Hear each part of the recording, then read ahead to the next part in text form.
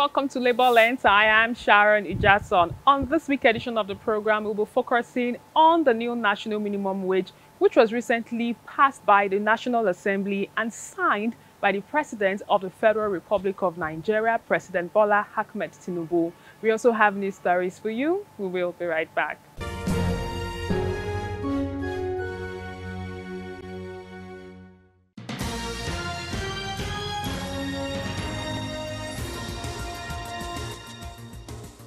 President Bola Ahmed Tinubu has signed the newly approved national minimum wage into law.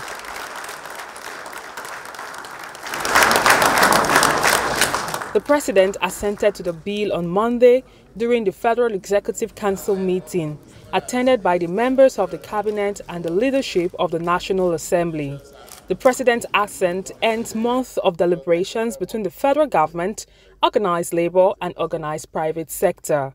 President of the Senate, Godswill Akpabio, led the National Assembly delegation to the signing ceremony. The National Minimum Wage Amendment is for the whole nation, for the federal government, for the states, for the local governments, for the private sector, and even for individual employers. So I think this is a great day for the workers in the country. We are not only doubling the minimum wage, we have added something on top. Initially it was 30,000, now it is 70,000. Like I said, this is minimum. This is not maximum. Any employer that has a capacity can pay as much as you want. But no Nigerian worker will offer services and be paid anything less than 70,000 from today.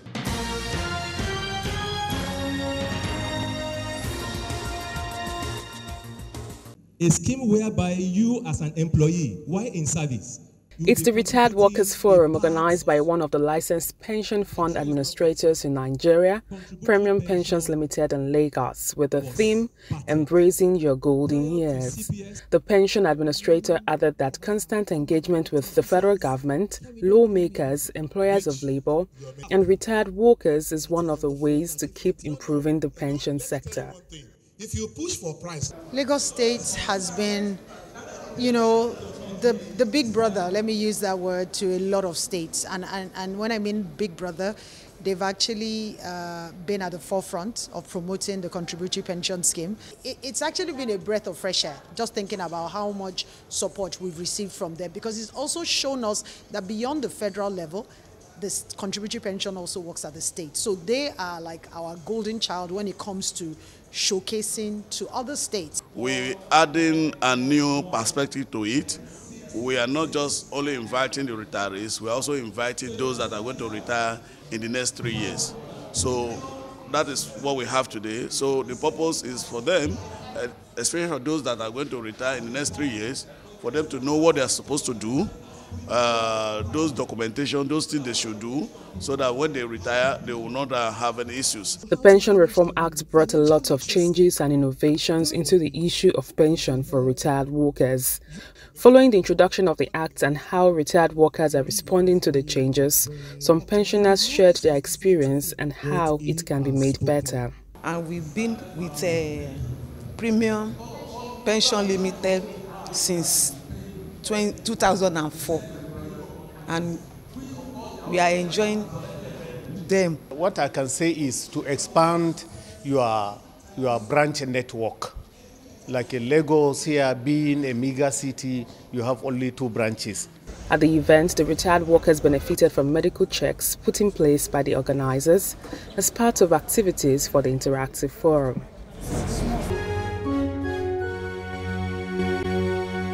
It's an interesting and commendable development, and it has been a long time coming. We've had these discussions for so long, and it is finally here. But while the president has signed this new minimum wage, unfortunately, it does not meet the current reality of the country. And this is because the economic situation has worsened in recent times. We've had skyrocketing inflation. We've had the worst food insecurity ever, and we've just had social conditions that have made sure to put people under, such that 70,000 naira does not offer enough wager to the realities of people. So we had hoped for more, but I mean, 70,000 naira is small. And so why we have 70,000 naira, I think the task at hand is for state authorities to effectively implement even the 70,000 naira that has been put in place now, and to make sure that every worker gets his or her due of that money. Meanwhile, while we try to work on the country, we say that it is not enough to move this minimum wage to 70,000. What is needed for Nigerians to achieve a true state of stability is to offer a living wage that helps people, you know, meet up to the standards of living and meet up to an appreciable standard of living condition. And that would mean the government, through investment in public infrastructure and in the economy of this situation, in the way that of this country, in the way that empowers citizens to truly participate in governance and benefit from the resources that we have been blessed with. Only that can we realize a living wage, you know, that works for everybody. The reality on the ground is that they still have to do more in the coming period. The 70,000 is a progress, but 70,000 as a minimum wage structure in the civil service is still not enough, given the rate of inflation and the rising cost of living. And so for us, what we are demanding is a living wage. And to put also political office holder under the same wage structure as those in the civil service. That is what we are also demanding. So that what is good for the goods is also good for the gander. It's good that we eventually have a new minimum wage, even though considering the inflationary trend, it falls short of the expectation of the average worker, and it's really not going to take so many people anywhere. But be that as it may, it is still a welcome development that at least we have something, and that going forward we will be negotiating this every 3 years, which means that at least within the course of the present administration, another new one will probably be negotiated and come in effect. On the profile interview segment this week, I was speaking with Festus Osifo, who is the president of the Trade Union Congress of Nigeria. He also doubles as the president of Pengasan. He brings us up to speed on how organized labor was able to achieve 70,000 naira as a new national minimum wage for workers. He also emphasized the need for state governors and organized private sector to implement the new national minimum wage. It's good to have you on the program, and congratulations to the organized labor on achieving a new national wage for workers across the country. Can you bring us up to speed on how organized labor was able to achieve this new figure in a short period of time? If you could recall, you know, we started this journey sometime, I think 30th, 31st day of January 2024. So our target then was that we needed to close this out before May Day, which was before May 1st. So that was the target, and that was a communication we passed through to government. But as we were progressing, we now observed that there was some stalling in the process because government was not really ready. Government and the organized private sector, they were not coming forth for us to conclude the conversation. If you could remember, Dana led us to issuing a notice of strike. And from notice of strike, you know, we couldn't still conclude. We went on a very short strike. We came back to the table. So it's been a seesaw. Well, finally, we thank God we were able to put this to rest when the president signed this into law sometime last week. And for us, just as we've said, in negotiations, most especially negotiations that are bordering on wages, there are some science around it, there are some principles around it. So when we checked from that of the organized labor, we saw that, okay, the principle was a bit right, but not 100% of what we have desired. So at that point, we decided to call it a shot. How would you rate the what the figure is? Yes, it's 70,000 naira. From far away, maybe 200,000 naira, the organized labor was actually expecting. Looking at the inflation that Nigeria is faced with at the moment, can you tell us What were the parameters that made organized labor settle for 70,000 naira? Okay, thank you so much, Sharon. As you know, as I was stating earlier, that in negotiations is governed with some principles. Yes, people have asked, oh, we know we're going for 70,000. Why would we have submitted what we submitted to government? But when we started, when you are starting negotiations, you try to size the thought of the other party. So when we looked at the thought of what the other parties were, initially, they didn't want to move beyond 55,000. So their final position at a particular time was 55,000. That's what they were comfortable with. So it was when we learned that they want to settle around 55,000, which was a far cry from our expectation. So that now made us to also overprice. So we submitted what we submitted with a huge markup.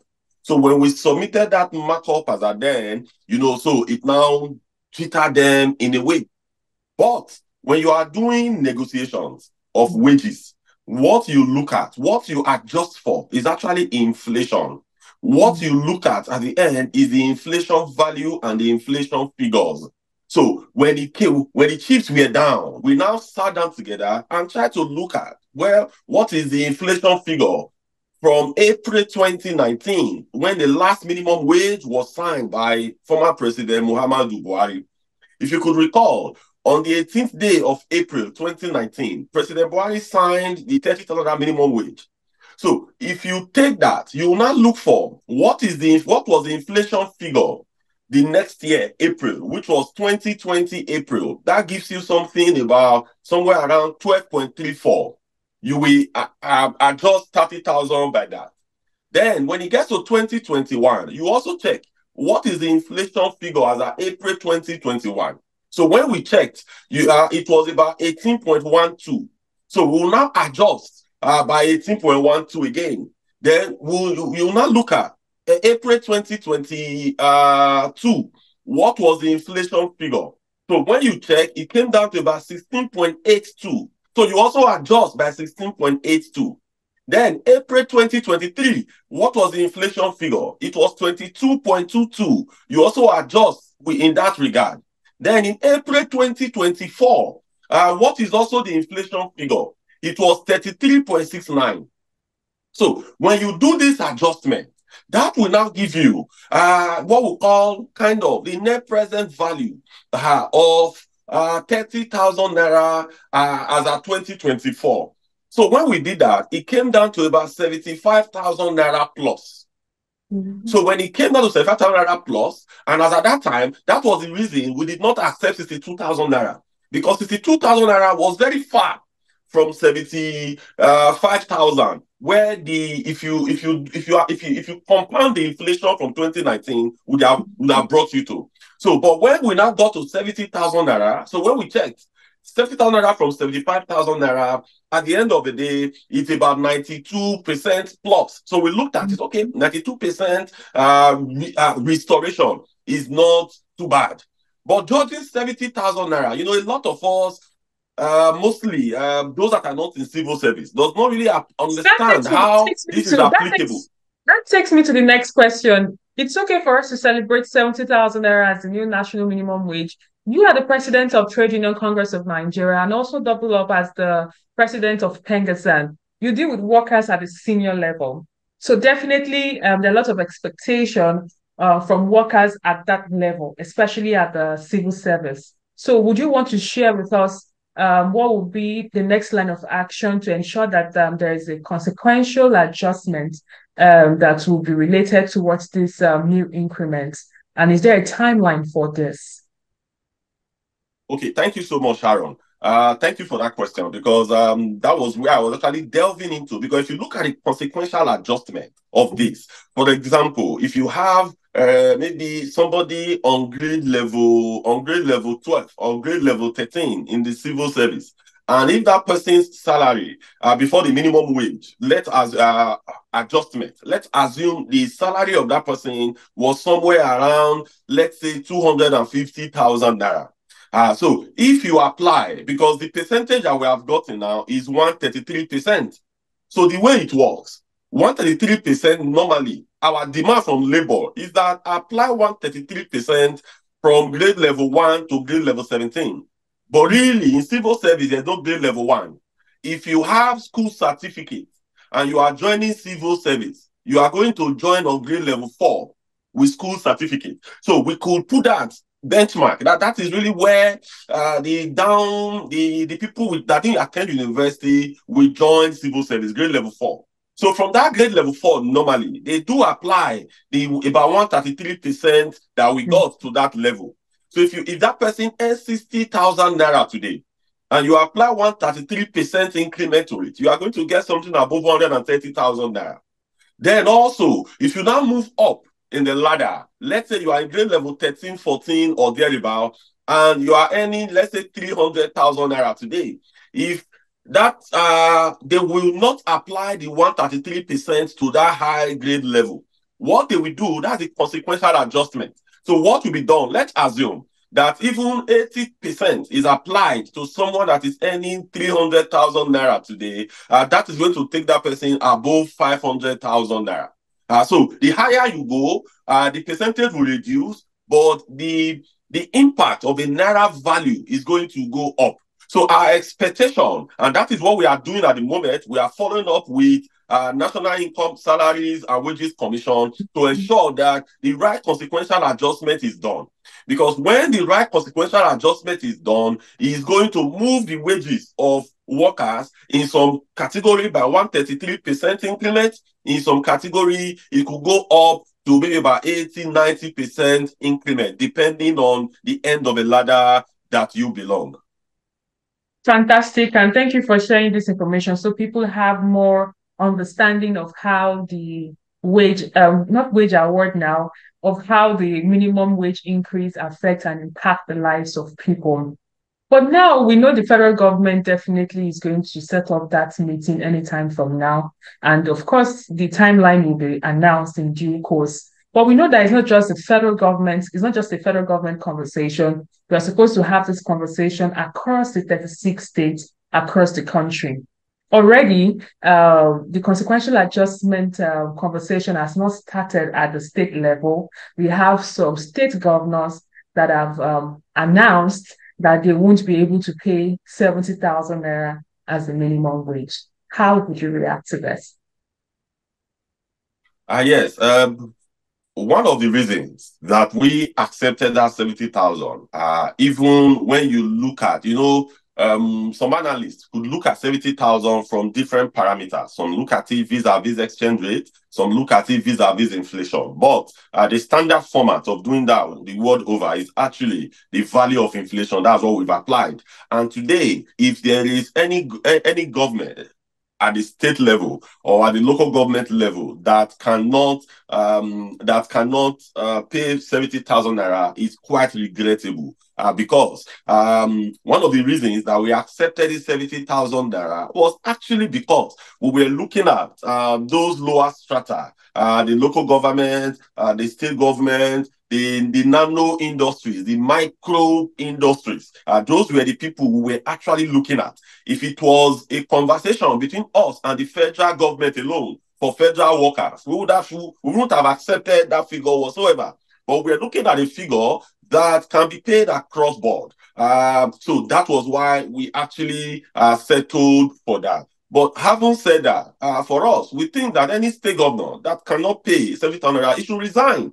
Because Nigeria of today, 70,000 naira cannot even really take people home. Even when you do the consequential adjustment, yes, the challenge that we always have with states, some states that claims to even be paying 30,000 naira, they will not apply the consequential adjustment properly.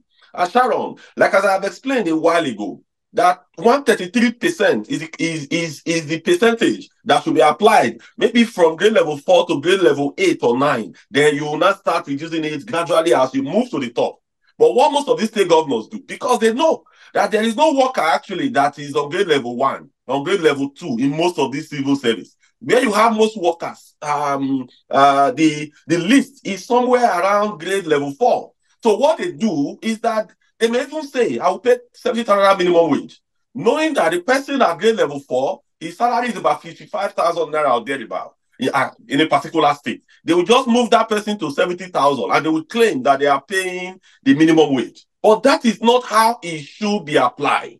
It is that percentage increment that should be applied, not just for you to add little value to those at the lower end of the ladder, and you say that you are paying minimum wage. That no worker in your state is earning less than 70,000. That is not how that minimum wage should be applied. So all we are calling for is that any state government, any state government that cannot pay 70,000 naira and apply the consequential adjustment, we have us to contend with, because for us, we are done at the federal level. We are just pushing now for National Income Salaries and Wages Commission to come up with the consequential adjustment and apply it immediately. After then, we are going to move to each of the states to ensure that they do the needful. Because from our computation, we know that they have the resources today to do the needful. Because the cost with which they use in buying Prado Jeep has quadrupled. The cost with which they use in buying computers has quadrupled. The cost with which they use in buying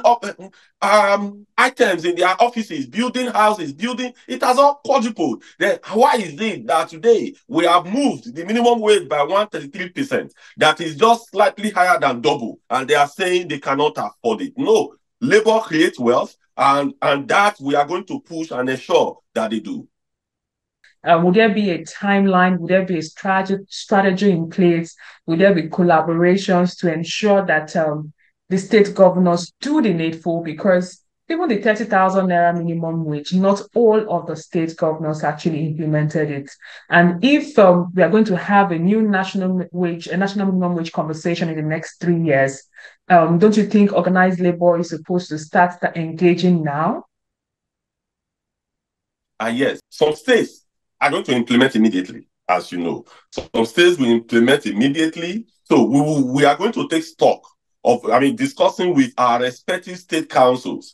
We will take stocks of those states that are implementing immediately. So we will take note of them. So there is no need to engage those states that will start implementation almost now. But when we will now find out, we are not going to check the states that does not that is not implementing the minimum wage. So for those states, we are going to engage them.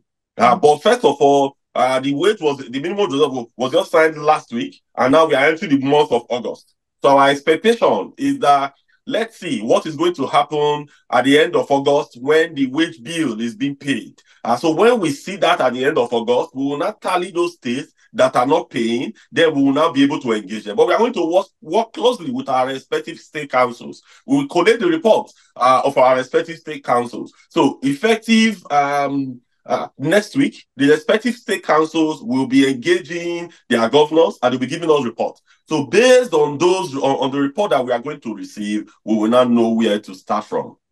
It was observed during the agreement between organized labor and the President of the Federal Republic of Nigeria. The organized labor gave 3 salutations, if I'm right, to the President.